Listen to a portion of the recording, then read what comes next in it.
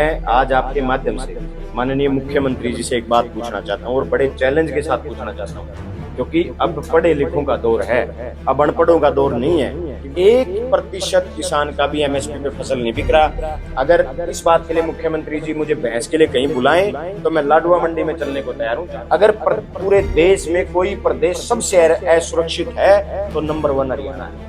आपको बड़ी हैरानी होगी, 97% महिलाओं के मामले पेंडिंग पड़े हैं थानों में।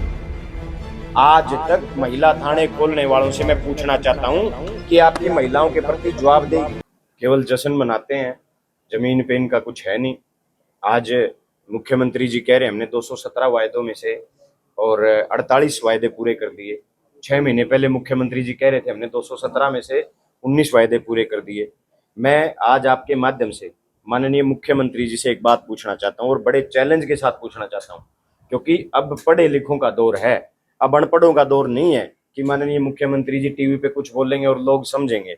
मैं माननीय मुख्यमंत्री जी आपके माध्यम से एक बात पूछना चाहता हूं, एक वायदा 48 छोड़िए, एक वायदा अगर माननीय मुख्यमंत्री जी ये गिना दें कि हमने ये पूरा कर दिया, मैं मुख्यमंत्री जी को मान जाऊंगा।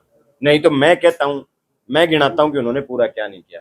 मैं मुख्यमंत्री जी से पहले ही पूछना चाहता हूं, आपने पूरे प्रदेश की हर महिला को लाडो लक्ष्मी योजना के तहत 2100 रुपए देने की घोषणा की थी, वो दिए या नहीं दिए? साल भर हो गया, क्यों नहीं मिले? पहली बात। दूसरा मेरा सवाल माननीय मुख्यमंत्री जी से ये है, माननीय मुख्यमंत्री जी ने कहा था कि मैं धान के ऊपर 3100 रुपए एमएसपी देने का काम बीजेपी की सरकार करेगी। मैं पूछता हूं मुख्यमंत्री जी से, वो 3100 रुपए आपने दिए या नहीं दिए? नहीं दिए। 2389 रुपए एमएसपी है, 1% किसान का भी एमएसपी पे फसल नहीं बिक रहा। अगर इस बात के लिए मुख्यमंत्री जी मुझे बहस के लिए कहीं बुलाएं तो मैं लाडवा मंडी में चलने को तैयार हूं, जहां 99% किसानों का धान एमएसपी के ऊपर नहीं बिक रहा। इसके बाद आ जाइए आप अपराध के ऊपर। अपराध के ऊपर तो हरियाणा प्रदेश का जो हाल है, आज मैं आपको गृह मंत्रालय की रिपोर्ट बता रहा हूं, ये मेरी नहीं, अमित शाह जी के डिपार्टमेंट की रिपोर्ट है। अगर पूरे देश में कोई प्रदेश सबसे असुरक्षित है तो नंबर 1 हरियाणा है। प्रदेश में सबसे असुरक्षित प्रदेश की गिनती अगर हुई है गृह मंत्रालय की रिपोर्ट में तो पहले हरियाणा की आई है, जहां आए दिन 5 से ज्यादा हत्याएं, जहां आए दिन 50 से ज्यादा लोगों से फिरौतियां मांगी जा रही हैं, जहां आए दिन 50 से ज्यादा महिलाओं के, बच्चों के और लोगों के अपहरण हो रहे हैं। और जो सरकार बेटी बचाओ बेटी पढ़ाओ का नारा देती है, मैं उस सरकार से पूछना चाहता हूं, आपको बड़ी हैरानी होगी, 97% महिलाओं के मामले पेंडिंग पड़े हैं थानों में। आज तक महिला थाने खोलने वालों से मैं पूछना चाहता हूं कि आपकी महिलाओं के प्रति जवाबदेही क्या है? 97% मामले महिलाओं के आज तक पेंडिंग है, केवल 3% मामलों के ऊपर काम हुआ है। और मैं मुख्यमंत्री जी से एक युवाओं के बारे में एक बात पूछना चाहता हूं। मुख्यमंत्री जी ने विधानसभा में एक बिल लेके आए, इसी सरकार की बात कह रहा हूं मैं। मुख्यमंत्री जी बिल लेके आए जॉब गारंटी।